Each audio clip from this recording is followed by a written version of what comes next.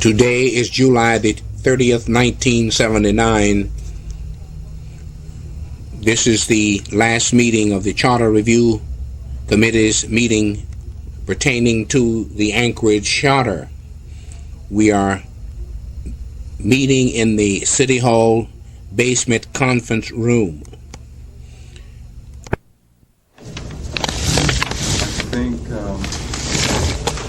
The meeting has been called to order.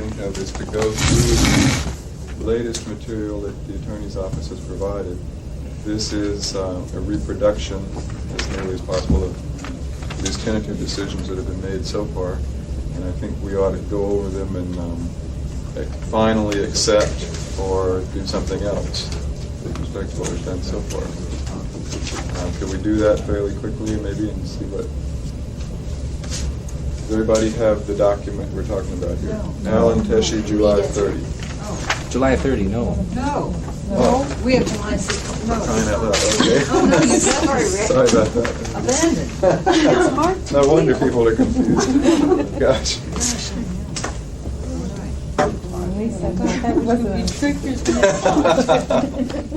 We're just going to have a quick blanket approval and adjourn.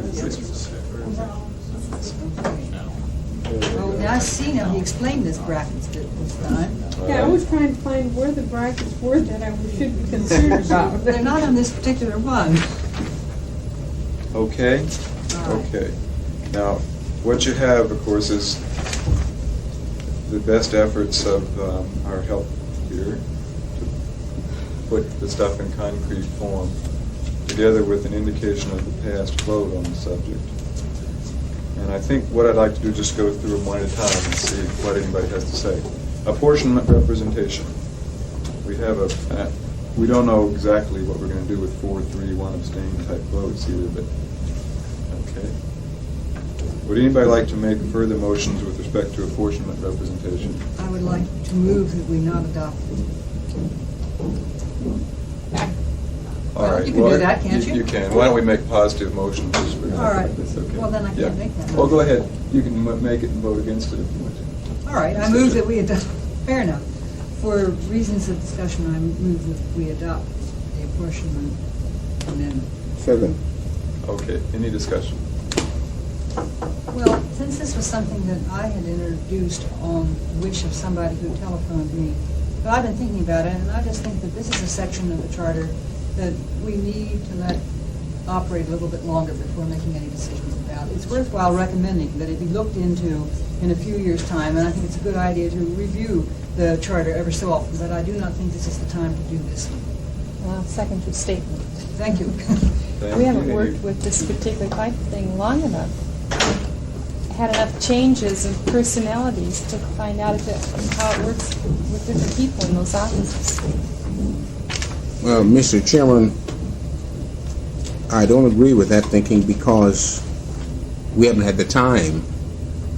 I have talked to at least 15 or 18 people, and they said that they were thinking of adding 2 people, making 13, and I showed them what we were talking about, and all of them said that 2 people at large would give the total community a new type of representation. And that way we'd have local from districts, but yet the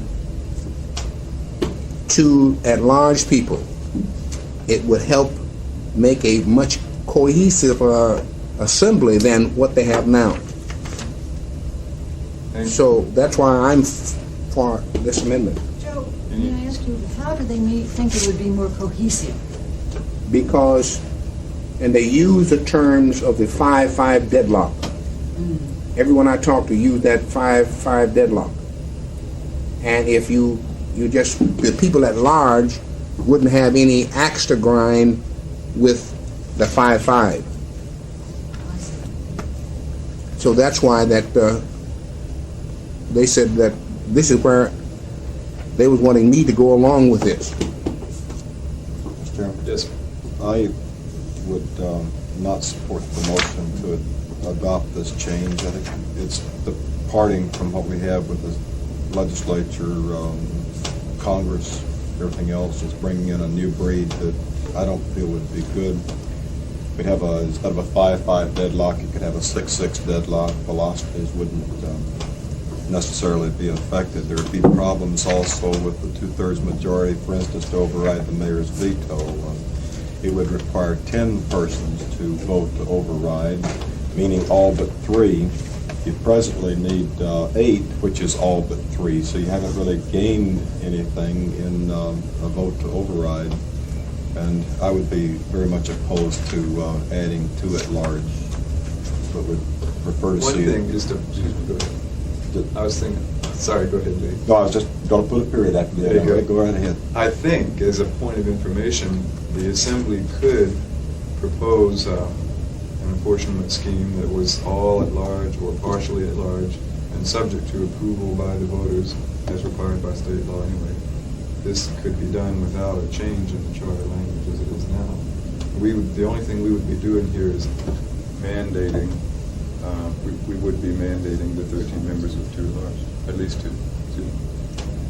Well, of course, I support the motion. Originally, I voted, I abstained, but because I would like to see more at large than just 2. But I think it's progress. Well, now what this says is at least 2, yeah, okay. Yeah, so it's progress. I'd sooner do 11 rather than 13, but this is progress. But, you know, whether we've had the experience or not in the city, the concept of district voting or area-wide voting is, it's been with us for eons of time. Anchorage has become very ineffective in the state legislature because we have district voting as opposed to block voting.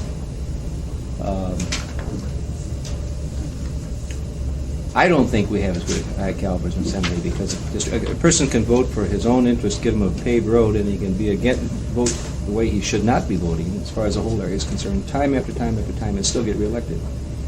At least these 2 people who run at large would be subject to whether or not they've been good for the whole community, not whether or not they got a road in a particular district. And so to me, it's just a balance from what we've got. I'd like to go further. Well, the amendment, the motion is always susceptible to amendment. Yeah, but that would fly. Okay, any further discussion on the motion? Mr. Chairman, I think you should give Ed Okay. And, a briefing on what we are talking about. Mainly, let's give him a piece of paper here so he can follow what we're doing. Man, do you have an extra? This is the Teshi memo of the 30th. And it's Is this another one or the one we obligatory. It's a new one. No, this is a new one. Here's one. I have one more here, I think. You got yours, Jerry? Okay. We're Ed, we're re-voting. just going through it item by item for our final. Thank you. Our review here, we're talking about apportionment. Motion is to adopt the language as presented. Further discussion on the motion. Shall we vote? Ed, you familiar enough with this to know what's going on? Okay. All right. Let's vote. Jerry Hamilton, Yes. Pat Redmond, No. Lee Jordan, No. Joanne, No. Joe Jackson, Yes. Brenda Wilson, No. Ed Isaacson, No. Patty Zadek, No. Tom Finn, Yes. Rick Garnett. No. Okay. Yes. Would anyone like to make any further motions with respect to apportionment and so forth? All right. Next, roll call voting. Recall the question was whether to change the status quo, which required roll call votes for everything except procedural matters. This leaves the Assembly a certain amount of leeway in dealing with that question.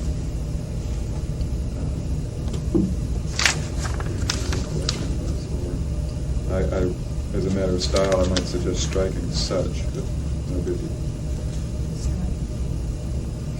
Would anybody like to make any motions or have preliminary discussion on this subject? I move that we adopt section 404D as it appears before us. I'd second. Are we going to Strike re-vote such. everything, or just those No, I something didn't wants to strike change? such. Do you mind if we strike it? Well, Didn't sound better I guess if it, you no, did. well, maybe just to get on the record, we might as well. We vote, okay. Yeah. Okay. Any discussion on the point? Does everybody know what we're doing? Did we strike such? That's all I'm trying to find out. Is there any objection to striking such? I don't object. Hearing none, such is struck. All right. Is there any opposition to enacting this as presented? Okay. It's much simpler. Hearing no opposition, it is unanimously concurred in. Okay? Community schools. Mr. Chairman, you mean schools or councils? Community council, sorry. Uh, Schools on the mind. Mr. Chairman, Yes. I move that the previous motion to repeal the councils be reinstated, and I'm asking for a two-third vote to turn it down. Joe, I think I see what you're doing, but why don't we not worry about the two-thirds vote and treat it as though it's de novo, so to speak? I mean, all I'm interested in getting is how the committee feels on these issues right now, plain and simple. All right. And if I understand you, you are probably going to move that the status quo be retained. Right. Okay? Would you like to treat that as a Well, motion? but you see, it says repealed here. Right, so you can ignore that if you want to. Then I want to reinstate the present language in the charter as is written. Retain the present language. Yes. Gotcha. Is there a second? Second. It's been moved and seconded to make no change in the present language with respect to community councils. Any discussion?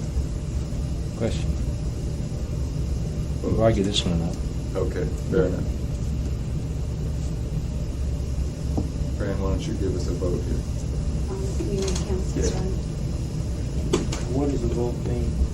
A vote yes means to retain the status quo without change. A vote no is a little tricky.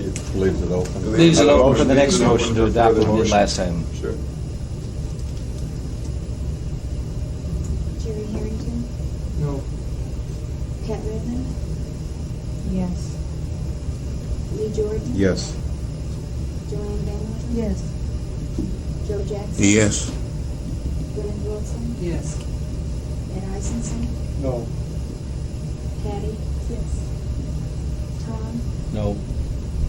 Rick. No. 6 yes, 4 no. The language is retained as is. Okay, service areas.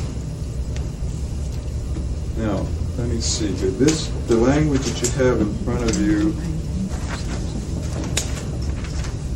is basically the Klinkner language with the additional references to consolidation and to definition of regulatory powers. We enacted this version by a majority of those present. We also enacted a version consisting of Teshi C, which essentially, you'll refer to your papers there, says that service areas to provide special services within a municipality may be established, altered, or abolished in a manner provided by law. And combine that with Klinkner C, which is already before you in terms of the definition of special services. Now, the trick is here, we have two versions, both of which have received majority approval. And if possible, I'd like to be able to go on record clearly in terms of what we prefer. Would anybody like to make some motions? Mr. Chairman, I would like to see, this is the only time I'd like to see two alternates. In other words, number one choice, number two choice. Okay.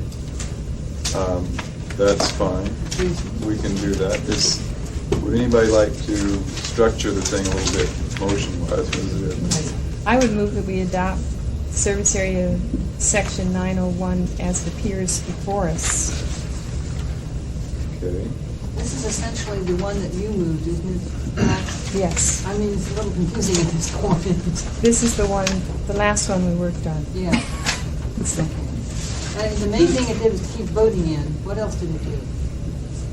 We added the section. I'd like to beg for 2 minutes. Oh, sure, by all means. We added that portion on regulatory powers as determined by the Assembly and substantially. Yeah, thank you. Now, Mr. Chairman, we have service area is written here, but shouldn't we have the other one that, Alternative 2. Yes. Yeah, Joe, I'm sorry we don't have that right in front of you, but that consists of draft C right, from the Teshi version plus paragraph C from the Klinkner version. right, And I think we can keep that in our heads. All right. Vote. That's all right, If we vote on it, we'll certainly put it in final form. all right. We don't have a second anyway. Do we have a second? Yes, I'll second. Okay, we have a second. And it's still unclear to me, I don't know why I'm having this hang up, how we're going to express our views in terms of priority between these two versions. Why don't we vote on one, and then one is against the other, and then vote as to whether we want to make that recommendation or not. Say that again? Decide which of the two we prefer, and then decide whether we want to indeed recommend either one of them, or recommend the one. Okay, so the motion would be something like a motion to eliminate from consideration one or the other, or something Yes. like that. And Well, then suppose I withdraw my motion. I'll withdraw my consent of your motion. second, okay. Yeah. And then Well, actually, a proper motion would be to adopt one or the other.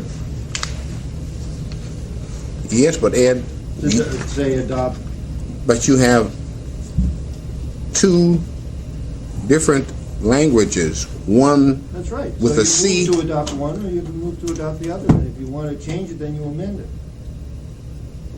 all right. I see where you come from now. Well, there's no motion on the floor. Would you like to make a motion? Yeah, I move that we adopt Section 901 as appears in this memo, which is Teshi's memo of the 30th. second. All right.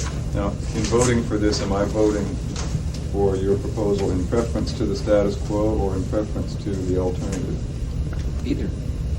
Yeah, if we adopt this, then that's what we adopt. Okay. And if we don't adopt this, then we take whatever action would follow it. Okay. Motion is that we accept the language as presented. Any further discussion? I'll second. Further discussion? All right, let's vote. Rick Garnett, Yes. Tom Fink, No. Patty, Yes. Ed, Yes. Gwyneth, Yes. Joe, Yes, Joanne, Yes. Lee, Yes. Pat, Yes. Jerry. Yes. Okay, now I'm leaving the floor open for additional motions designed to, Mr. Chairman, Yes. I think that some people talking, when they vote so low. She can't get it because I'm closer on this side and I didn't get it. So I think that everyone should talk a little louder when they're, saying something so that it will be recorded. okay. Madam Secretary, are you having any problem recording votes? Okay. Not That's tonight, I'm not. fine. I'm All on right. the ball.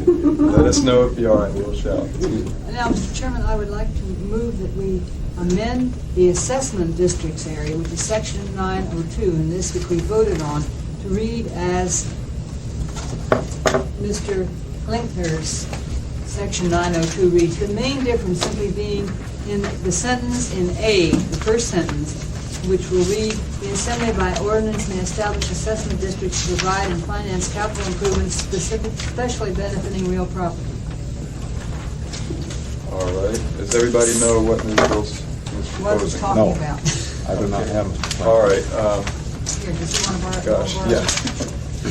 I Lee, second it's her essentially motion. the same as Teshi's version, except there's a reference to capital improvements specially benefiting real property. The other difference is that it's probably a bit easier to understand. The version that I submitted to the Assembly, the committee, just simply omits references to services, retains the existing language, but takes out services. It's not just a small font. They're really essentially the same. Ultimately, they are, Yeah, yes. right. All of them. More understanding.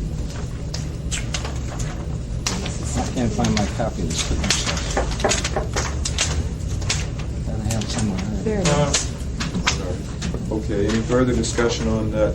Yeah, Does everyone know what we're talking about? No, I don't know. what we're Okay, talking about. sorry. Ed, do you have Clink memo to the Charter Commission from Thomas F. Clink? Yes, I have. Okay, about 6 pages back, there's section 902, 3, 4, 5, 6, the 8th page back. Got it? Okay. Now, that version is similar to Teshi Draft A on assessment districts, except as explained. That's on page 3 of the memo of the 30th, right? Or not? Yeah. Yeah, okay. And so what is the motion? Essentially, the motion is to adopt the Klinkner version 902 assessment districts. And of course, the effect of of either of those new proposals would be to distinguish more clearly the assessment district concept from the service area concept by eliminating references to service and tax levy from the assessment district provisions. Okay? Take your time, let's make sure everybody knows what.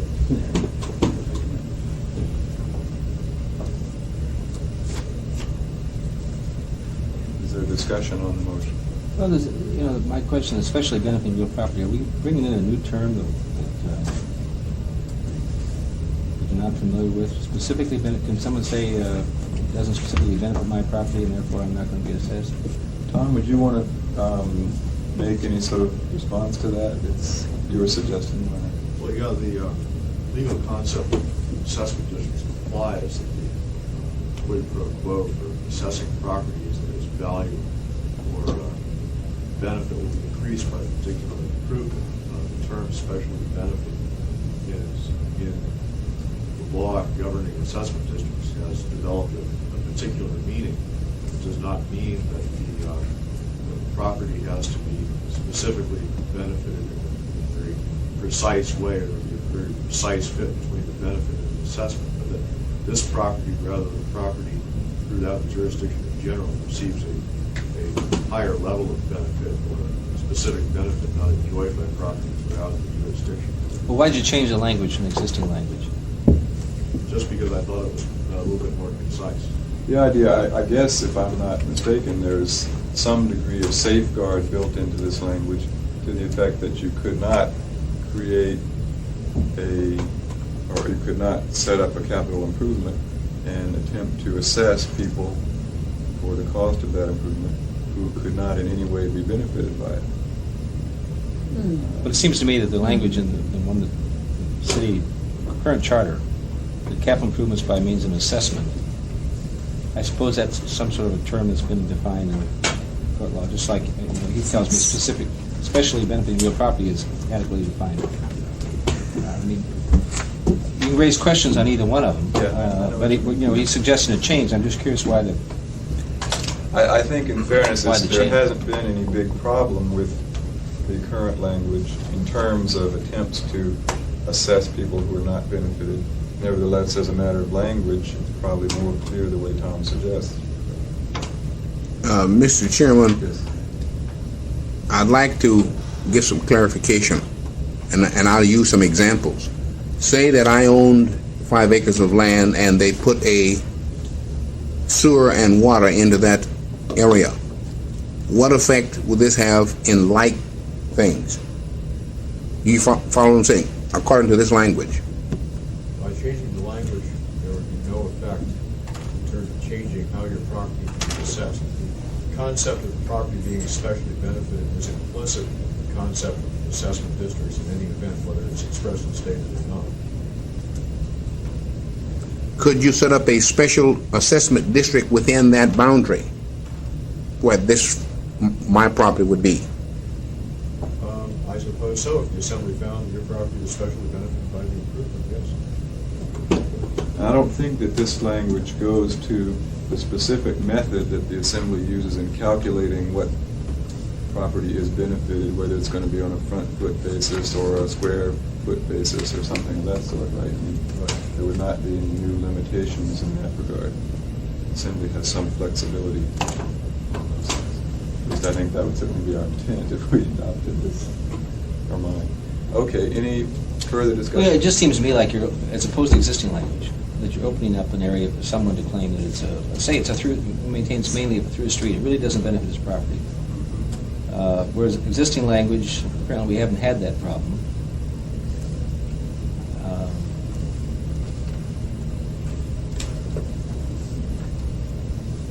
I feel a little uneasy about it because I think I don't know. Isn't it understood in state law, though, that when you're referring to that, you're referring to real, what benefits real property?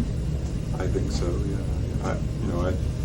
Well, but anyway, from a change, if someone were arguing to say that you changed it from by means of assessment to say especially benefiting real property, someone could argue that the law has been changed as far as the city's concerned.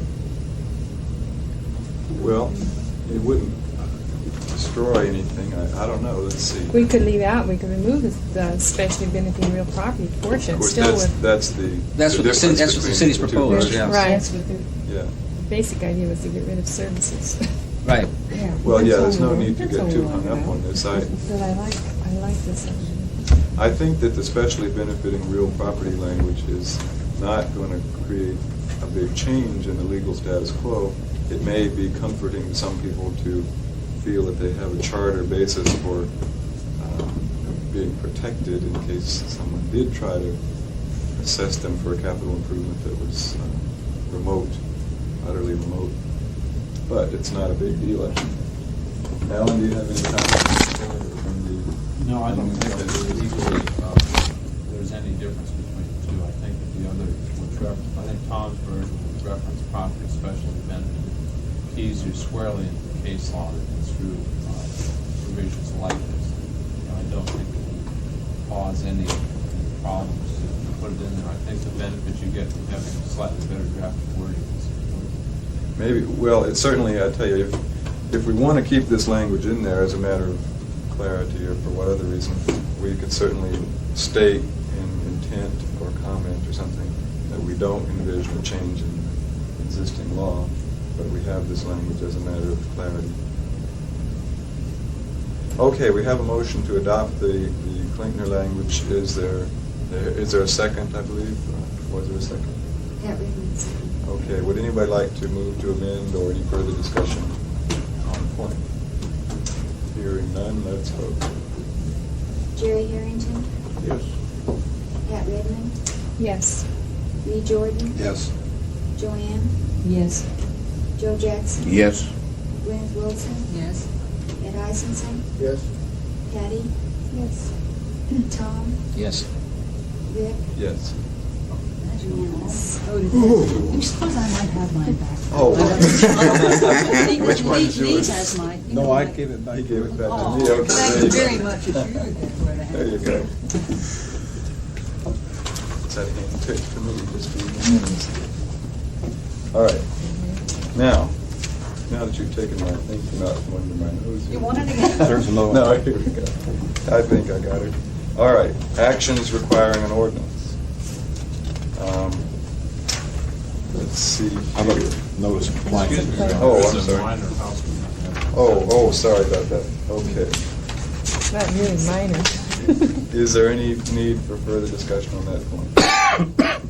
Everybody recalls what we're doing there? Well, Since we voted, refresh I my must memory. do more. All right, Joe, the charter as originally, well, as it now reads, says that before anybody can sue the municipality, in order for them to be able to sue the muni, they have to provide a notice of claim within 4 months from the date of the occurrence leading to the suit.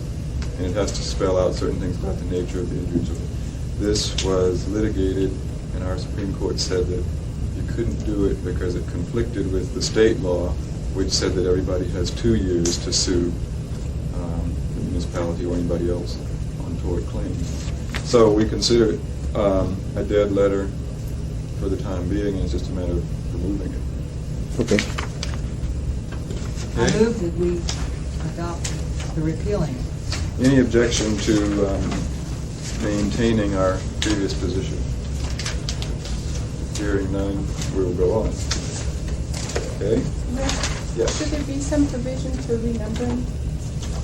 Yeah, I think we can leave that up to our revisers of statutes here can we assume that that'll be taken care of, basically, any numbering that's required? Actually, you wouldn't renumber it, would you? You'd just put in section 1706 is repealed on the date, and then you wouldn't have to renumber.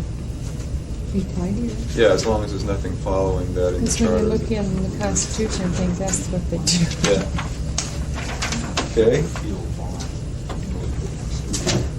Everybody recall what we were doing with interests in lands? Yeah, we just changed the definition section so they didn't have to go through an ordinance on small pieces of property. Yeah, I had a change on this thing. Yes, you did. What does it say? You, after easement, you crossed out the public retention of, and after fines, you put in to be without Substantial. substantial, and you crossed out of limited or no. And then I ran, well, that, again, is merely, if everybody follows what we're talking Would about. you do it again? Yeah, I just had a style suggestion. I don't necessarily like the paraphrastic phrasing here in terms of the public retention of which. No biggie. I'd prefer to say, section 1801. Let's see. Does everybody recall what this is about? Would you try to get it all to be by a majority? Well, I think we were, and this is, the problem, the technical problem here is that the language, the charter as it now reads, requires that any change affecting the Bill of Rights be made only by a 3/5 vote. It also requires that any proposed change relating to the sale of the formerly city-owned utilities be by a 3/5 vote. Now, Alan, of course, was quite right in assuming that we were dealing only with Bill of Rights language and did not intend to affect the utility language. I personally think we should discuss that and consider it. The language in question is in, where is it, about 1602, 1601. The language relating to the utilities that we're talking about, 1602, I believe, Yeah. says that you can only get rid of a municipal utility by 3/5 vote. Vote of the people? Yeah. Right. Now, if we want to retain that concept and also to require, logically, I suppose, a 3/5 vote to change that 3/5 vote requirement, then we would go with the language that Alan has suggested. If we want to make any part of the charter amendable by majority vote, including this 3/5 for selling utilities, then we would do what we said before and just put a period after amendment in 1801 and strike the rest. Is there a discussion? Well, Rick, Yes. yeah, I think we have to go back and amend that 1602, right? Well, no, theoretically, Tom, you could leave 1602 in there, the status quo being that it takes 3/5 to sell the utilities. But if we change the amendment part by putting a period after amendment, then the charter, that part of the charter, could be amended by a simple majority vote. It would be sort of a two-step process. Well, why wouldn't we want to make it a one-step process and amend 1801 and 1602? Well, you could if you wanted to get away from the idea that it takes 3/5 to sell utilities. Well, I'd like to move that. All right. Is there a second? The concept is that utilities, as well as the other provisions we're talking about, would all be amendable by a simple majority. Everybody know what we're talking about? Okay, no second on that. Are there other motions? I just would like to move that we amend section 1801 to read, this charter may be amended only upon the concurrence of the majority of the qualified voters of Anchorage voting on a proposed amendment, period. Is there a second? I'll second. Okay. Is there confusion? Yes. Okay, let's get it all out here. What Would anybody like to say or ask or Pat? Well, I think we've never amended the charter before, and we've never amended those portions that deal with the Bill of Rights. So we don't know whether or not it would be more difficult to amend it with 3/5 vote than it would be with, maybe people are really feeling strongly about something, they'd come out and vote anyway. But if you remove the 3/5 and you have a simple majority, you're going to have a lower number of people actually voting on something that in the long run affects a high number of people. And those things in the Bill of Rights are things that the public needs to have a strong voice in, not just a simple majority. We need to get more people out to vote on those things. If they really want them, they'll get out and vote. Or if they don't want it, if they want it changed, they'll get out and vote against it. And I think the 3/5 is a protection for that. I agree with that. Thank you, Susan. Tom? Well, I don't see how 3/5 one have either one got anything to do with how many people are going to vote. I can't follow that at all. But if the majority put the charter in, the majority ought to be able to change it, and the majority ought to control. And we ought not to say some things require more than the majority. I think it's a rather rare provision in law when it takes more than majority to change something. So I'm in favor of the motion. But, discussion. Mr. Chairman, I agree with Ms. Redmond, because when we are talking about, say, we're going to sell the telephone company. We're not talking Now, about that. Joe, We're not the talking about that motion now. as now stated would not affect the requirement that there be a 3/5 vote to sell the telephone company. But if it was going to But it would make it easier to change that provision, you're right. now, that's what I was trying to say. Now, it would also make it easier to change the Bill of Rights. Is this right? Right. Then Too small a group could get in. it is too small a group can get in and take over, and I don't agree with that. Further discussion? Yes, Mr. Chairman, I support the motion. I think that, as Tom said, a majority is all that's needed to adopt the charter originally.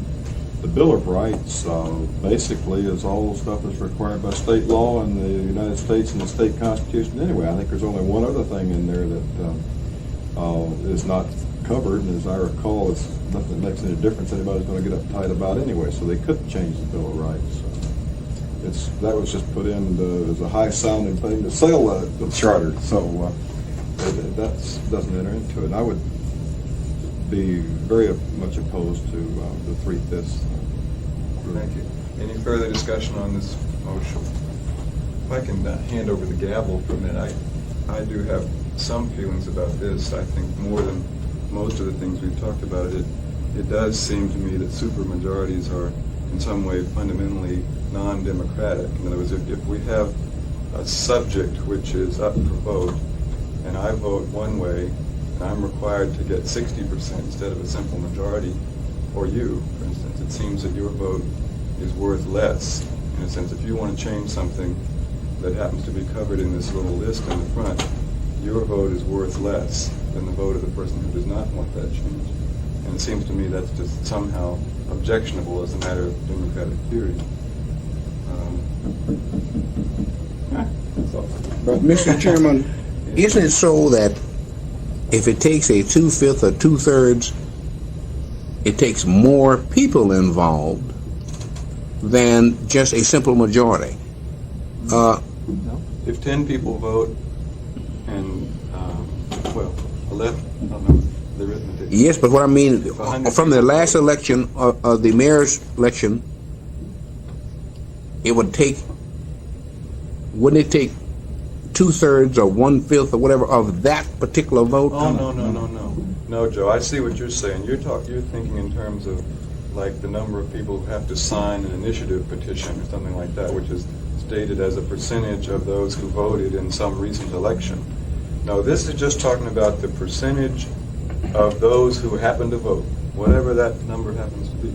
The percentage required to prevail. If you have a vote on something to amend this charter, and 100 people vote, under the language as it now stands, if you're dealing with one of these provisions, it would take 60 to change it. If you go to a straight majoritarian rule, it would take 51 to change it. It's simply a question of whether the majority prevails in making a change, or whether a supermajority is required to make a change. And up until fairly recently, I think there would be powerful arguments that it was a violation of equal protection and so forth to have supermajorities because of the dilution of the vote of one class of person. That it is true that the Supreme Court has upheld supermajorities in certain contexts, but we still have our own policy decisions to make. We just have to make it. Rick, it wasn't clear to me what you meant about a vote being worth less. Well, Could you- let me see if I can. Suppose if I want to change one of these provisions, the proposition goes on the ballot, shall we change section so-and-so? And it's going to take, and 100 people are going to vote, it's going to take 60 people, 60 votes going my way to make my result occur. And now, if you want to keep the status quo, it's only going to take 41 people going your way. So in a sense, my vote is worth 1/60th of the total, and yours is worth 1/40th of the total. It's bigger. If you were buying the votes, some guy's gonna have to, at $1 apiece, one guy's gonna have to spend $60 on one side, and the other's only gonna have to spend $40. You're going to make the headlines tomorrow. That was the reason why you were a simple majority. It keeps this from happening. I get confused. But does everybody sort of get, I mean, I'm not sure I'll explain it, but do you see why a supermajority theoretically works to the disadvantage of those on one side of an issue? You have a bigger, it's just like the burden on the assembly, the burden of overturning the mayor's veto. It's deliberately set up to be harder than it is to enact a measure in the first place, because a supermajority is required to overturn the veto. Well, now, are you for or against the supermajority? I'm against the That's supermajority in what this I case. thought. Yeah. In this case? Yeah. Okay, that's all right. Okay. I thought you were speaking for it. I'm really just trying to explain it. Oh, okay. Mrs. Wilson, yeah. Do we have This- to have big emotion? Excuse me. Oh, it's very simple. You want the motion again? Yeah. It just reads, this charter may be amended only upon the concurrence of a majority of the qualified voters of Anchorage voting on a proposed amendment. And it would be a period there. Oh, yes. And the rest of the language would be Deleted. particular. Further discussion. Vote.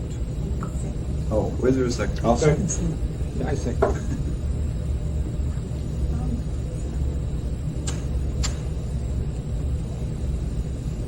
Jerry, Yes. Pat, No.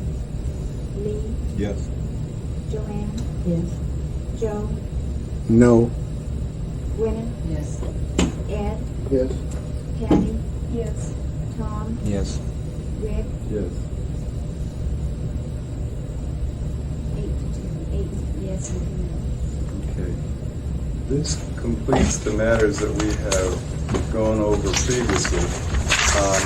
I will entertain suggestions or motions with respect to any other changes that anyone has thought about. Keeping in mind, of course, that this is the 11th hour plus 99, you know. Mr. Chairman, what is this? Mr. Fink can explain. Mel Porter delivered to me just to give them, those Oh. are changes that he Oh, suggested. all right. Mrs. Anderson. I would like to move that we amend section 1602, change the 3/5 to a majority. Second. Okay, does everyone understand what we're talking about? That is the section relating to sale of utilities. Mr. Chairman, what benefit would it be to make this change? And I'd like to ask her in her opinion. Sure. In my opinion, the change that we just made for 1801, to me, changing 1602 just cleans up the charter, as long as we're having things brought before the voters. What having accepted 1801 does is it leaves 1602 hanging, I think. And I just feel, while we're at it, we might as well clean up 1602. Okay. I think possibly Alan or I could discuss a little bit of what's the background on this. Of course, at the time the charter was passed, the utilities were all owned by the city, and there was some concern, I think, that they might be sold and that the city would lose the benefit of the income from those utilities. A lot of time has passed now, and I don't think that there's much recollection of that old division the way it was. Also, decisions of the Public Utilities Commission in terms of how the profits from the utilities are to be used pretty much negates the concept of the city continuing to be the sole beneficiary of the utilities anyway. So I can see, in some sense, what Ms. Zantik is suggesting as a rational outgrowth of history, what's happened. Excuse me, Ed. Well, despite the inconsistency between the last provision we voted to recommend and this one, if we leave it the way it is, I believe that the situation is entirely different. I could conceive of a situation where there would be significant economic interest involved in trying to encourage the sale. I can envision a very elaborate and expensive campaign that you would it would be very unlikely to have a normal charter amendment coming about to bring about the sale of the utilities. And I know from my experience being involved in elections in Alaska and outside that you'd stand a pretty good chance of winning that election. And I think that in this particular case, the 3/5 vote is, I think, a reasonable deterrent to that sort of activity. Thank you. Further discussion on the point. It's obvious, I think, that it is a special type of question in that we're talking about something that everybody owns. We're talking about selling something that everybody owns as a question, as opposed to a policy in law. Is there further discussion? In comparison on bonds, it only takes a majority on bonds, and we do all kinds of things to people with bonds. And that just takes the majority. And people can spend the same, amounts of money on a bond issue as they can spend on utilities. What's the difference between utilities and parklands, school facilities, things of this type? Yeah, and that's done by majority. There's a very significant difference. Schools aren't usually thought of as being money-making propositions. Utilities generally do pretty well on most of the stock exchanges. They do make money. That's their primary business. And if the fact of the matter is, there's a potential to turn what a publicly owned public utility into a privately owned public utility, where whatever profits the utility may make are no longer a direct benefit to the public. Now, that may be at some time that's something this community would like to see. And if so, well, fine, the charter provides for that. But it also provides that a very strong case be made for that to happen. And I just feel, in my experience, it's been all that difficult to get a majority in something like that if the situation is right. And it isn't necessarily a considered majority. It might be, but then it might not be. Why It did you is say something that? which is irrevocable by nature, I suppose. Yeah. Once it's done, you can't turn it back. For me, that's a very hard question, just because it's tough. Does anybody have further discussion on it? Question. Okay.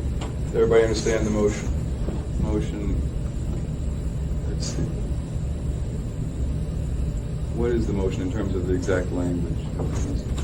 To change the 3/5 to 1/2 to majority, and that 1602 to prove by, instead of 3/5, have to prove by majority. Basically, you just could eliminate that section, couldn't you? Because it would be inherently Well, no. Well, you may need wanna the make sure- language. Yeah, okay, I got Section. you, I got Yeah. you. You want to make sure there is a vote required, yeah, okay. Only pursuant to an ordinance approved by a majority of the qualified voters voting. Okay, Joe? You know, that's very hard to make up my mind, at least. Because I understand what she's saying, but I agree with Ed. If we are making money with the utilities, then why get rid of them? And several, and I'll use an example, Chillicothe Electric, for instance, and the city's been fighting ever since I've been here. And I certainly would think that maybe they would have an axe to grind to get the utility away from the city. And so this was my thinking, because I can recall when we across Gamble couldn't even get any lights from the city or telephones. So I'm just against. I wouldn't mind cleaning up the whole charter and all, but that's a section that I'm a little afraid of. Thank you. Further discussion, Patty? I'm inclined to agree with Ed. I think one of the most important considerations is the fact that that would be an irrevocable thing. Contrary to, say, something that was in the Bill of Rights. If it was proved that something was changed by a vote on one election, you still got the opportunity to change it back or make another change at the next election. But although I made the motion, I will not support it. Further discussion? Mr. Chairman, I'd just like to point out that the municipality would not give up its right to tax a private owner of that utility and set the rate of taxation on that utility.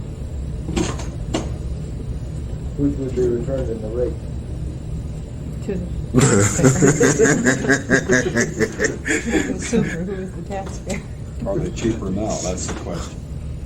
Okay, Oh, I'm not arguing that, that's a Harold Lewis. Maybe it's second. oh, is there a second? I second it. Yeah. Back when. Well, no, wait a minute. You've still got your motion, right? Okay. It's been moved and seconded. Any further discussion? Question.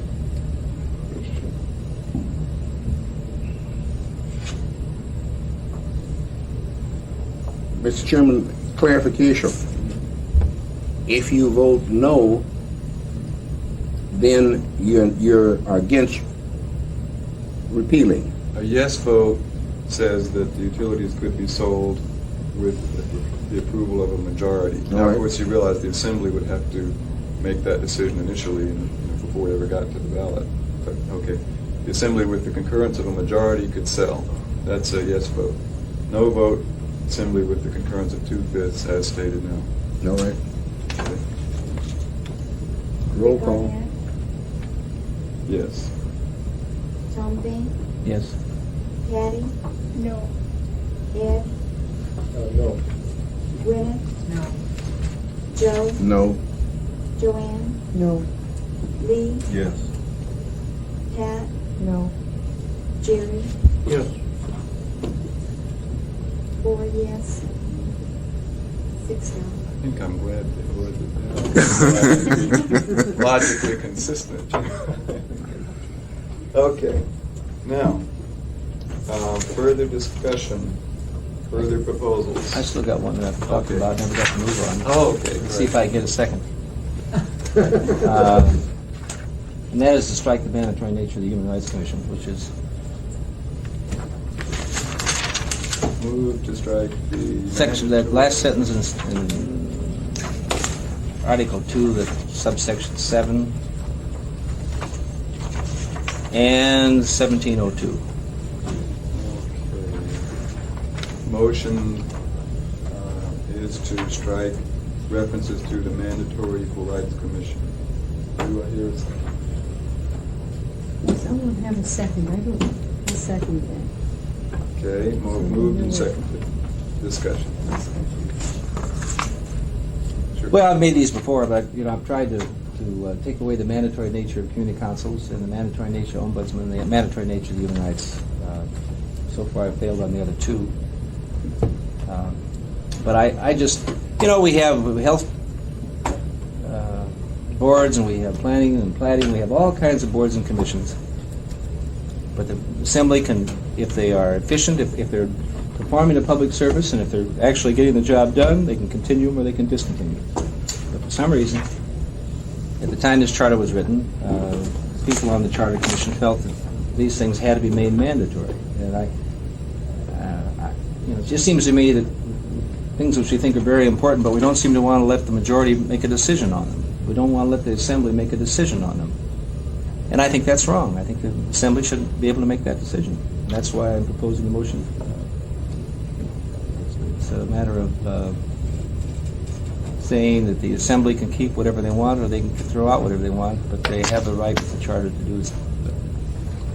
We had one woman testify. She said, if they appoint some kind of a commission or any kind of a group, and they aren't getting the job done, even if they've got a noble purpose, there's no point in forcing the Assembly to continue them.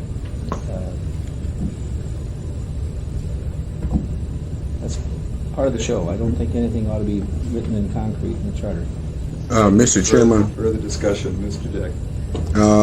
I disagree with my good friend Tom for 10,000 reasons. First, we do not have a black on or native on the Assembly to set my destiny. And when Tom was vice president of Citibank, they didn't have any blacks in there. We had to go in and demand them to hire some blacks. And I haven't seen Tom Fink or anyone else doing any thing for minorities other than coming asking for our votes. Let's don't have Now, too wide-ranging all right. a discussion. Well, what I'm saying is, you see, the Human Rights Commission is doing a lot of good for even white women. Because I know a particular white woman was married to a black fellow, and she would deny the job because she was married to this black fellow. And case after case, and another particular half-white lady was part native, was discriminated against because she was a lady and mixed. So, you see, I don't know what Tom's idea is. You see, the mandatory concept is we have this right. The Assembly can't deny us this right. So therefore, they must give us this because we are taxpayers in this man's city and in this state. Thank you. Further discussion. Ed. Well, on the narrow issue of whether or not to leave this provision in the charter, I think it's rather important that it stays. And I think it's important that it stays because it expresses a community commitment to try to create a municipality where all persons are treated more or less equally, or maybe equally without the more or less. And I think that psychologically it's a very valuable thing, although I certainly don't dispute Tom's effort to try and clean up the charter. And I think it's unfortunate, perhaps, that an issue like this has to be dealt with in the charter and that it just doesn't exist as a matter of fact. But it doesn't. And so I feel that for that psychological reason, it's a very important part of the charter. Further discussion on the motion. Excuse me. I'd have to speak also against Tom's motion because I feel that at this point in time, these are things, the Equal Rights Commission and a couple of other things that Mr. Fink brought up, that were put in the charter to make it easier for the average citizen to participate in government, not the one who knows its way around. But it's a place to go if you've got a problem, you don't know where to go, and you think it might be part of your your right. Where do you go? The Equal Rights Commission. At least they can get you started in the right direction. And it's important for just the average citizen to know that it's there. And it needs to be left in at this time. I'd love to be able to take it out and say, we don't have a problem, but I don't think that's going to happen. Thank you. Further discussion. Tom. Well, yeah, it's interesting, Ed's comment that we want them to have a commitment to human rights, but you know, by having a commitment that you always have to have a Human Rights Commission is an admission of failure. If the purpose of the Human Rights Commission is to grant equality and make everybody equal, then it should phase out eventually, or else you admit you're going to be a failure. Sounds good, but I can't buy it. That's all. Thank you. Yeah, I'd just like to wait. respond to- Did you want to say something, Lee? Okay, go ahead. That's, Okay, I don't disagree with that, basically, except that I feel that any effort at this point to remove that provision is going to be interpreted as less of a commitment to achieve the goals that the Human Rights Commission was created to achieve. further discussion. Mr. Chairman, to add to that, you see the United States government are the biggest discriminatory group in this nation. We know that. The city, the municipality are not holding up to what it's supposed to, and they have the charter. We went to them and asked for 15% for the minority contractors, and they screamed their heads off and never done anything. Even going to the Human Rights Commission, it wasn't anything because we didn't have it in the charter to have a set aside, because minorities can't get a bond, they can't get insurance, and they can't get the job. Now, how do they eat? So, see, Tom is in that high echelon of white society, and this is where he thinks. And the minorities down here and all the others and women have to think different because they are being affected by this. Thank you. Further discussion. Patty? I think it'd be super if there comes a time that we don't need the Equal Rights I too. in our community. But I also think if that ever happens, the Assembly can put that on the ballot at that time, the same as we're proposing for some of these other changes now. I'd be in favor of leaving it just the way it is, because at the present time, I do think it provides the service that the community needs. Thank you. Further discussion. Let's vote. Jerry Motion Harrington. is to eliminate the mandatory aspect of Equal Rights Commission. Jerry Harrington. No. Pat Redmond. No. Lee Jordan. No.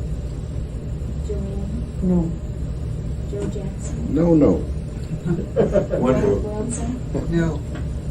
Ed Isaacson. So, Patty. No. Tom. Yes. Rick. Okay. Before anybody collapses, I have one more suggestion I want to make here. And it's, I consider it housekeeping, but nevertheless we should talk about it. Because it is important in a way. In section 3, where is it? 302D. Everybody has their own charter here. This is actually a suggestion that was made, I believe, by Mr. Walsh in his letter to us the other day. It relates to the initiative process. And what we have in the language now, this provision differs from the state law provision, which requires, as most of you know, that in the event of an initiative proposition, if the legislature adopts a substantially the same measure, then the literal language of the petition itself does not go to ballot. I think that this is something that Ted and I discussed, and it's something that Mr. Walsh mentioned. Many times initiative proposals may be good in concept, but they may be very inartfully drawn. They may have very unclear and difficult language. And it seems to me that the Assembly should be able to clean it up and pass it and avoid the expense and hassle and so forth of an election on that particular point, which we could achieve if we said virtually the same or substantially, I guess I would say substantially the same, which is the state language, as opposed to the identical measure. That's just a thought. How about substantially identical? All right, substantially identical. I just like to see a little leeway on it. I'm really very fond of this word substantially. It must cover a great many bases. I was just wondering, who did, you know, this, the different times we've asked who define substantially at The- that time? I think the answer is, in all candor, it's the Assembly, generally speaking, subject to rules about being arbitrary and capricious. In other words, they can make the decision if they have a rational basis for the decision that they make. Now, do I understand that you're making a mighty change, that this thing would read, an initiative petition is void if the Assembly enacts a substantial, what do you? An What do you identical, want to an say? identical. A substantially similar Measure. measure. Okay. Thank you. No, I think I would say enact substantially the same, Oh, that's good, the same. because I don't want, I mean, obviously, we don't want to get in a position where the Assembly, just by kind of nodding in the same direction as the petition, can wipe out the effort that went into getting the petition together in the first place. I'm not talking about that. I'm talking basically about, for instance, I think it's the disclosure law, one or the other, either the conflict of interest or the state candidate disclosure law is on the books exactly as worded as an initiative, and there's lots of ambiguities in it. The other one was also started out as an initiative, but the legislature just tidied it up and passed it. Now, they were not willing to do that with the other one, but still, I think the Assembly should be able to do that tidying without gutting the provision as submitted by the petitioners. You're So I'd say proposing substantially the same. Yeah, which I think is protective in the sense that it would not allow a fundamental sort of deviation from the thought behind the proposal. How does your wording compare with Dave's suggestion that it would read enacts an identical or substantially similar measure? Now, I think is that that his a little substantially... broader or less broad? I don't object to that. I think that's somewhat broader. Substantially similar seems to me to give you more leeway than substantially the same, but, you know, you could argue that. Is there some legal way to use those words that makes them different? Because in my vocabulary, they're very close to the same. I agree, I agree. The only, if similar means not exactly alike, right? And if it's substantially similar, you've got more wobble. You've got a wobble in the similar, you've got wobble in the substantial. But the same is the same, and all you've got is one level of But then wobble. if it has to be the same, It doesn't have to be the same, It it's has to be substantially the same. how can, That means it's the following same. that logic, if it's substantially the same, it's got to be almost identical. I think that substantially the same means the same in substance, as opposed to in every detail of form. Where it Well, how reads, did it, when courts deal with this kind of an issue, which I'm sure they must frequently, how do they treat substantially the same or substantially the Well, same? it's tough. Our court, the Supreme Court, has dealt with that question in the case of state initiatives on several occasions. What happened, Alan, on the Byrne initiative? I don't think we I can't want recall. language like that. We've talked about Parsons, whether it's There, it did come up back when the conflict of interest provision, I guess, was enacted by the legislature, and the administration said, okay, that displaces the initiative. And the proponents of the initiative said, oh, no, it's not substantially the same. And it went to court, and the court wrestled with all these factors and decided, yeah, it is substantially the same, because it deals with the same problem in essentially the same way. Now, they allowed a fair amount of deviation in terms of mechanics and drafting, but they felt that the net effect was close enough. I mean, that is. I don't think it's hard to do. that there's any practical difference between the two versions that are proposed in terms of how judges are court. They're so close, they're so similar to one another They're almost that as the a same. practical matter, It's it's not going to make much. I don't object at all to Mr. Walsh's language, and if it would help to use his, that's fine. What is his language again? it just has, suggesting that, or substantially similar be added after the word identical. I'll be willing to go with that. What he's saying is that, I guess he's preserving the idea, which goes without saying in a way, that if they do enact the same, then of course there's no need for an election. Right. And Why that's would you okay. have identical in? That's what it was. That's I what was it was. going to toss in something. I think you're getting into something here that is going to have to be answered politically too, as far as the voters are concerned when they consider the amendment. And the initiative petition, referendum are safeguards to the public, and they want to be sure that what they're asking for, what they've done all this work to get signatures for, is going to be enacted. So the identical is going to carry some weight with those people who are very strongly in favor of the initiative process. And they're going to want some assurance that what they're really after is not going to be sidestepped by, within some wobbly phrase, to put in something else. But then on the other side of the coin, you have the practical effect that the petitioners don't probably see the entire picture and may include something that would be unworkable, or it wouldn't stand up in court, or would be impractical. So the substantially the same, or whatever language we're using, would give some leeway to clean a thing up and make it so it would stand up in answer in the face of something that the petitioners didn't foresee possibly. So I think if we say identical and or substantially the same, we're handling the political problem of the people who will be considering this, plus we're giving some leeway to take out some bugs in it that might show up. You're actually really, too, giving a little definition substantially, so that people couldn't carry, be too loose about it. I mean, that could, when you say identical or substantially the same. Identical or. Yeah, or you really are. You're narrowing the That's right, I wobble. agree. You can't be too substantially different from identical. Okay, do we have a motion? Would anybody like to make a motion? Before we, Patty, excuse me. I'll make a motion that section 302B be amended to add the words "or substantially the same" between the words identical and measure.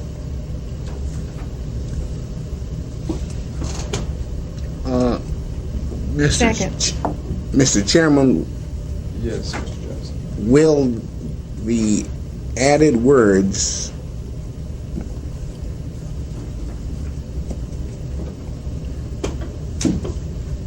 help the petitioners more than anything else? Depends on how you look at it, Joe. In a sense, a petitioner might object to the concept that the Assembly could make any change in the proposal as they present it. On the other hand, as Lee said, sometimes petitioners can be their own worst enemy if in their proposal they have language which is very ambiguous or is illegal for one reason or another, with the result that the whole thing simply wouldn't work even if enacted. In that instance, arguably, the Assembly would be doing the petitioners a favor by cleaning up their proposition. But you have to pick your All right, sides. as we- okay. All right, let's see here. We have enact an identical or substantially the same. The only problem I have with that, Patty, is sort of parallel construction in a sense. I mean, just in terms of the grammar. Obviously, I think it's a good idea. What's Walsh's language It's- specifically? Or substantially similar. Just a mixed preposition, say identical to or substantially the same as. Good. Patty, would you accept that? I think that's good. Thank you. All right. What are we going with now? Similar or the Now, same? the language would say, enacts a measure identical to or substantially the same, wait a minute. Same as. All right, let's have this again. And So where if the Assembly enacts, Tom, come on. Oh, I see, I got it backwards. Why don't we reverse what it says, enacts a measure, Mhm. well, wait, Well, his would read, if adopted as it currently enacts an identical or substantially similar measure prior to the election. Why That's don't you okay put with me. measure first? You next and Well, measure because then- identical or? Then we get too Then many you have to words. compare it to something, you see. actually, it'll work. Okay. Enacts an identical or substantially the same measure. There you go. Yeah. And identical or substantially the same. measure. Well, That's that's making too- substantially the same an adjectival phrase, which I just think is We'll have you one word that will take the place How of it. about identical measure or one substantially the same prior to the election? An initiative petition is void if the Assembly enacts an identical measure or one substantially the same prior to the election. Widens the wobble. Rats. Okay, why don't we take a break for a few minutes and just think about this as grammarians here, just to get graceful language. We have a duty to keep our charter elegant if we can. Cliff Grove said what they want. Good government or good grammar. You have a motion. Have you withdrawn your motion? or- I would like to withdraw my motion and make another one. Okay. I would like that to read, section 3.02D to read, an initiative petition is void if the Assembly enacts substantially the same measure prior to the election. Is there a second? Second. I'll second that. Any further discussion? Let's vote. Jerry Huntington, Yes. Pat Redmond, Yes. Lee Jordan. Yes. Joanne, Yes. Joe Jackson. Yes? Gwyneth, Yes. Ed, Yes. Patty, Yes. Tom, Yes. Rick. Yes. All right. Okay. I'm starting. What time is it? There's one more we Oh, were yes, talking about. Okay, excuse me. Mr. Jordan, I believe it's your turn. I was going to toss one out. I would move that we This is grab bag time. suggest repealing Section 508, Commission on Salaries and Emoluments in its entirety. I wondered if somebody's going to bring that up. I really did. Come again? Yeah. The Commission on Salaries and Emoluments, I would recommend repeal in its entirety. Anybody want a second for discussion? I'll second. Otherwise? Oh, yes. Joe, would you like to elaborate a little, Lee? or- Yes, I think that the setting of salaries is a legislative function, and that the legislators in the form of the assemblymen should not be able to duck their responsibility and accountability by saying, well, that's what was recommended by the commission who studied all this, and we're just going along with them. I think that they need to be accountable. I think we can cut down on the amount of some of the salaries if it had to be done strictly by the assembly without using a commission as an excuse. Thank you. Ed? Excuse me, I didn't mean to. Go ahead. Are you through, Lee? Okay. I do not concur with that view. I think that there's probably few issues in elective politics which creates demagogues faster than the legislators' own salaries. I think as a result that legislators are in this community and statewide and nationwide are paid a hell of a lot less than they ought to be. I think that few of us, Tom perhaps accepted, would spend the amount of time that's required to do it, or could afford to, which is perhaps more to the point, that's required to do a proper job as a legislator for what they're paid. I think that this move, which is not the move to a Salaries and Emoluments Commission, which is not something where we're breaking the ground by any stretch, is a positive step toward seeing that elected officials are compensated at some level approaching their worth. I think that as long as a principal concern of an elected official is to get reelected, it's a real cheap issue to make an irrelevant point on and sometimes effectively get elected or effectively build a campaign. And I think that taking this to an extent out of the realm of political discussion allows more informed discussion on things that are probably a lot more important to what people want out of their government and from their government. Thank you. Further discussion? Mr. Chairman, I concur with that because if you recall last week, Lydia Selfrake was saying that she worked about 40 or 50 hours a week beside her normal 8 hours trying to complete her caseload and in order to be properly informed in order to get it done. Then she add that to her present work. That's another hour, 2 or 3 hours. And I certainly I'm not for that amendment. Thank you. Further discussion? Let's vote. Jerry Harrington, No. Pat Redmond, No. Lee Jordan, Yes. Joanne Vanover, No. Joe Jackson, No. Gwyneth Wilson, No. Ed Isenson, No. Patty Zampier, No. Tom Thing, How about yes? Rick Garnett, No. I just didn't, but it's an interesting idea. I really, okay, Tom. Results. One of the things that we talked about on several occasions, we asked the city attorney to come up with language. We 8-2. haven't had it. What time is it? And that, I'm sorry, go ahead. and that was the objection that some of us felt that you ought to be able to talk to your assemblyman on any issue and not be ruled out of talking to your assemblyman on so-called quasi-judicial measures. The city attorney hasn't come up with language, but I'm just talking to Alan. And one of the things I'm going to move, unless somebody's got a better suggestion, is to the Bill of Rights, a new 14. And that's the right to free and unfettered access to an assemblyman on any issue. What does it read now, Tom?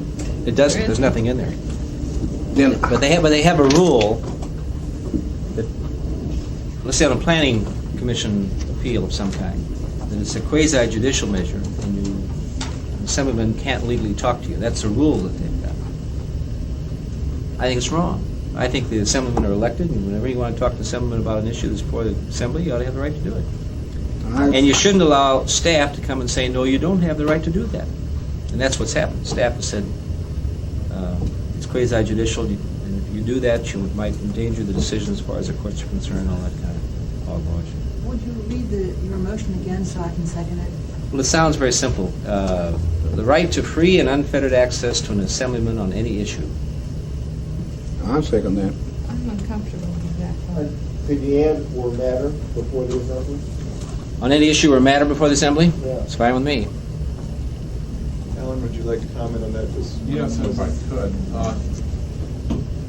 It is kind of an unusual amendment because what, in essence, the commission would be doing here is, if this were approved, is mandating that the assembly repeal certain ordinances that it has adopted, restricting communication to that body in the context of appeals from decisions of the Planning and Zoning Commission, the Planning Board, largely, and other quasi-judicial appeals.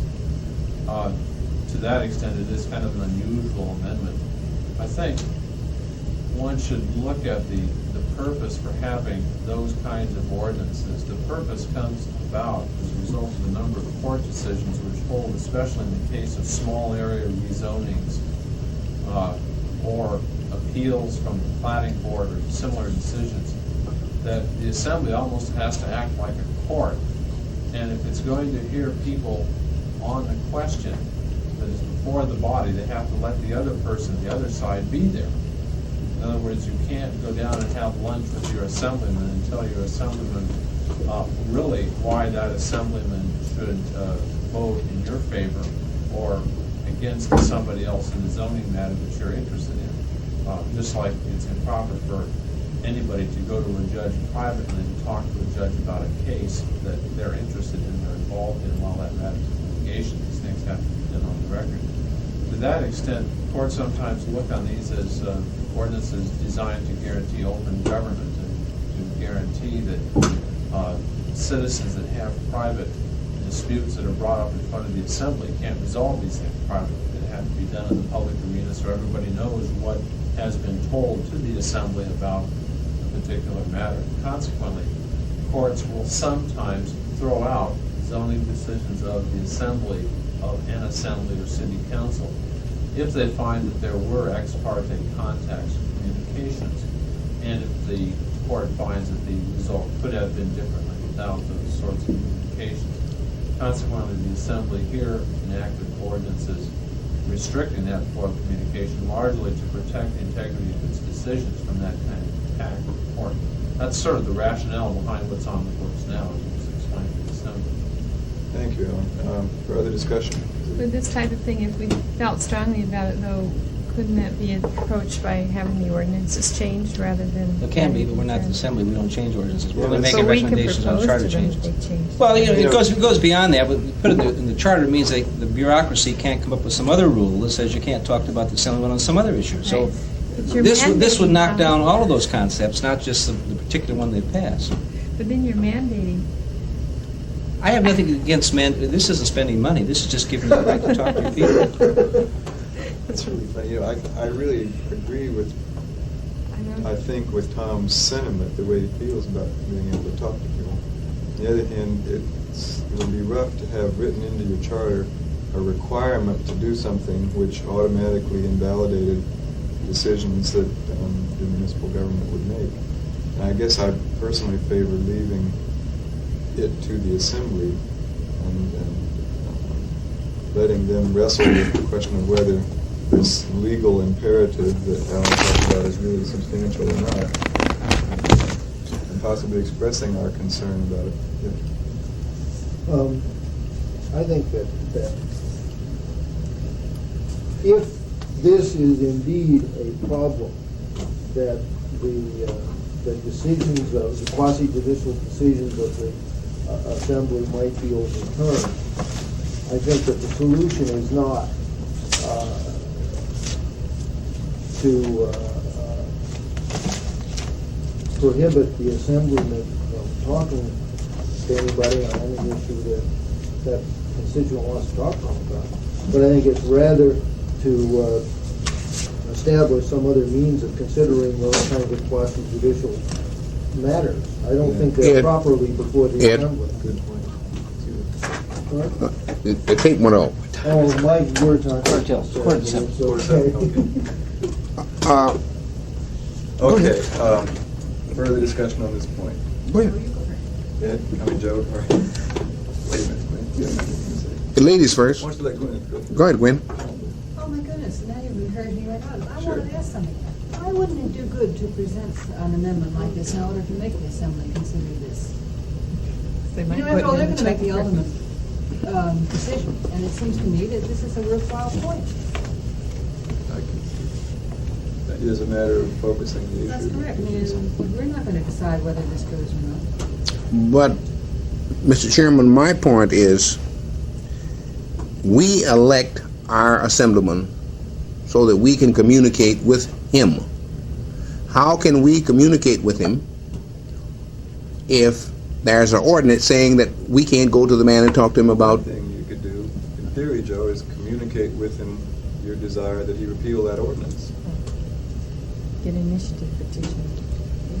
Yes, but you see, that's one point of it, but if he is the only one and there's 10 over there saying no, it's a lost cause. It's because you got district representation. What-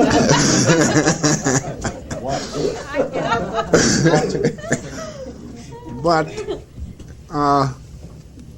I know on several occasions a zoning ordinance came up, and man, that was a hot issue, and they wouldn't even talk.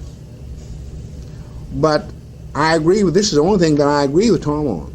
But yet until I can't solve it, and yet when I hear what Alan was saying, I kind of agree with that too, but naturally I'm over on the other side of the table, and I would prefer talking to my assemblyman. Well, you know, I think that you put the assemblyman in a real bite of the line. He's going. Let's just suppose that you contributed money to a candidate for the assembly, and you want to talk to him about it. So you call him up on the phone and you start talking. You say, "Oh, I can't listen to you. I can't listen to you. I can't listen to you." What do you think he's going to do? You think he's going to hang up? I don't think he is. You know, I think you make a crook out of him. But you know, there's no question that it gives the non-elected bureaucracy a lot of control over government if they can prohibit their elected people from talking to the electorate, and that's what they've done. And this spacious argument that some court is going to throw it out because you've violated that concept, let's try it. Push it to the wall. If there's anything to it, push it to the wall. I don't believe it. It is true, I think, Alan, you can talk that that doctrine of You can find eight court quasi-judicial... cases that supports No, it. no, I'm saying is that in this jurisdiction, it has not been specifically said that that's the case. I'm supporting your argument to that extent. It has been said in other jurisdictions. Excuse me. This is perhaps not a fair question, but I sometimes am not fair. Was this an ordinance that was drafted at the request of the Assembly, or was this something the administration proposed to? This is a holdover from the old borough. That was Gary Thurlow was behind it. Its origins are in the former Borough Assembly. It was Gary passed in Thurlow. Even so. 1975. I think it was passed by the Assembly at the suggestion of the administration, although I'm not sure. It was. I it think was a one long interesting time ago. question, to carry on with what Mr. Fink was saying, it would be indeed curious to see whether somebody who wanted to remind an assembly member of a large campaign contribution would want to do that publicly, or would rather do that privately if they had a right to that private contact on a zoning matter. If the assembly member did not choose to go along with their wishes, that the similar contributions would not be forthcoming. It is precisely that kind of influence over the quasi-judicial process that this type of ordinance is intended to protect, or at least force people that would make such comments, force them to make them out in the open and make them public so that other people would know exactly how the assembly is being influenced on a question. Further discussion. As a practical matter, this would not affect that in the slightest, because, you know, if I was a large contributor to some assemblyman, I don't have to appear in the assembly. I can send my lawyer, and that message is going to get through very loud and clear. And unless somebody really knows what's going on in this community, and I don't know a hell of a lot of people who do, then it's not going to mean anything to anybody except that assemblyman. I mean, it just isn't going to. I mean, I don't believe that as a practical matter this achieves what it's supposed to achieve, and it does limit, and that is the provision of the ordinance. And it also, I think, makes people, in fact, feel as if they cannot communicate with their representatives the way they think they have the right to do. I think it's really a very poor piece of law, and I think that putting in the charter that under all circumstances you should be able to have access to your assemblyman, just as long as he's an elected political leader, I think just makes good sense. And it's, you know, I think it's our tradition. Mr. Chairman, not many assemblymen are going to forget who their large campaign contributors are, and if we have a motion properly seconded, I call for the question. We do have a motion in a second. Nevertheless, we don't cut off debate without two-thirds vote anyway, unless if anyone would like to say something else on the subject. I have a real problem with it personally because I'm inclined to agree with the theory that there should be access. On the other hand, if the assembly is acting like a judge in a judicial role, it's hard for me to see that they shouldn't be subject to the same sorts of safeguards. I think if the assembly feels a lot of heat in these contexts, they can shift some of their quasi-judicial role to another body, as has been the case in building code violation matters. Those go straight from the administrative body to the court. They don't come to the assembly at all. But Sure would shorten up assembly time. yeah. Okay. Any further discussion? I'm also impressed by the fact that the assembly could change the situation right now if people put enough pressure. Further discussion? Let's vote. Jerry, Yes. Pat, No. Lee, Yes. Joanne, Yes. Joe, Yes. Gwyneth, Yes. Ed, Yes. Patty, Yes. Tom, Yes. Rick, No. Now we can talk about the language. Let's talk about dinner. What was the, What's 8 that? yes and 2 no. May I ask, we discussed briefly perhaps having a list of things that we would like to have looked into at some future date You know, since we're pressed. I tell you what, let's do. Let's treat our formal work as wrapped up, because I think it is. I think, however, that both for the sake of sentiment and for certain mechanical things, we might consider having a lunch together as a committee or something and talking about how we're going to present things to the assembly, what sort of report we're going to have, and in particular, what items that we didn't act upon formally, we still want to communicate to the assembly. Then those things, and we have that go just attached tomorrow night. From the But Charter it Commission. probably raises some questions that need to be answered. I'm not sure if changes in the charter are necessary, but they are things that need to be addressed. I think really, yeah, ultimately, we ought to give the assembly the Everything we've got. well-thought-out things that we've gotten yet. Well, yeah, I think you give them everything, but don't indicate you support the stuff, Oh, no. except the stuff that has majority vote. Right, exactly. Well, fortunately, I think everything that we have done has been done by a clear majority one way or the other, so we don't have any big problems. Now, anybody is free to submit minority positions, obviously, on anything they want to. But we do have clear committee positions on everything, I think. You can submit the things which we passed by majority. You won't submit the stuff that failed or say it failed. Well, let me just say that at the very least, we are proposing certain concrete amendments, and those are the things that were passed. Now, I think we need to get together again to talk about what other sorts of communications we want to make to the assembly. Are you saying that this should go along with our recommendations, or? That's Not something- necessarily with them, but They that could even go ultimately the later. assembly should have all that stuff. I don't think any of this would be anything that necessarily would be addressed on the October ballot. Ah, That's the question. But these things would be addressed on the October ballot. right. So things that possibly they might even be able to work out without going to a vote, Yeah. things that changes in ordinances or Sure, clarifications. exactly. Okay. Well, would anybody like to try to arrange a time to get together sort of informally for a class reunion or something? Well, when this goes to the assembly, when this is introduced tomorrow night, who does that? Attorney's office? Well, I don't know exactly what the mechanics are going to be, to tell the truth. Especially since it's It's rather- going to go through agenda control. Well, can't you just write a letter to the mayor, tell him what you've done, send copies and stuff in? Just- Yeah. After all, this mayor appointed us, not the assembly. That's Just right. Write him a letter. That's right. But I think, Rick, you should do the presenting and write the letter and give him the outline, because you're the chairman. All right, all right. I certainly don't want to see you duck that. And then when they have the public hearing, what responsibility do we have, if any, to appear? Well, I think that we will need to be Well- there and explain. We'll have to have a spokesman to answer questions and present our positions. And however we want to do that's fine. One But or do we know more they're is- going to have a hearing? Well, No, we don't. well, They have got they to have probably will have a hearing. They've got to have a public If the hearing. mayor introduces Not the if they're stuff. going to do Yeah. something. No, the mayor will introduce it, I presume. They don't have to accept it, That's but right. that's unlikely. Well, actually, they do. I mean, the charter says the mayor can introduce stuff, and it gets introduced. But we'll just see what happens. We don't know what's going to happen at that point, at least I don't. Of course, the mayor may choose not to introduce it. I think that's a possibility.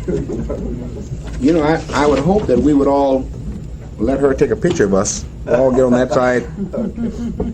Where's your camera, friend? No, here it is. Oh, all right, Paper guys. different event. Pardon? Terry, Ellen, mechanically, what do you recommend in terms of presenting? Terry, he's going to cut everybody out of the picture but me. He wants to have one on his wall at home, throw darts at. We voted a couple times together. Yes, that's good. The meeting stand adjourned. Okay. This is the end of the Charter Review Commission's assignment as of the 30th day of July 1979. Today is August the 3rd, 1979. We are meeting at the Captain Cook Hotel at 12:30 p.m. The Charter Review Committee is reviewing its work and will choose a chairman. Rick Garnett was chosen as chairman to speak before the assembly. This is certainly a highlight in my 28 years as a citizen of Anchorage to be honored to serve on the Charter Review Committee. Mayor George Sullivan presented me with in grateful acknowledgement for voluntary community service. I, George M. Sullivan, Mayor of the Municipality of Anchorage, do hereby acknowledge the unique and selfless contribution made by Joseph M. Jackson, Charter Review Commission member, to the municipality on the behalf of all the residents of our community. I do hereby express to you my sincere gratitude for your willingness to serve in the responsibility of government. Given this third day of August 1979, signed George M. Sullivan. And each member received a handshake from Mayor Sullivan as follows. Joanne Vanover, Jerry Harrington, Patty Zentek, Z-E-N-T-E-K, Ed Iverson, Gwenna Wilson, Lee Jordan, Tom Fink, Rick Garnett, and Pat Redmond. This is the adjournment of the meeting, the third day of August 1979, and the time was 1:45 p.m.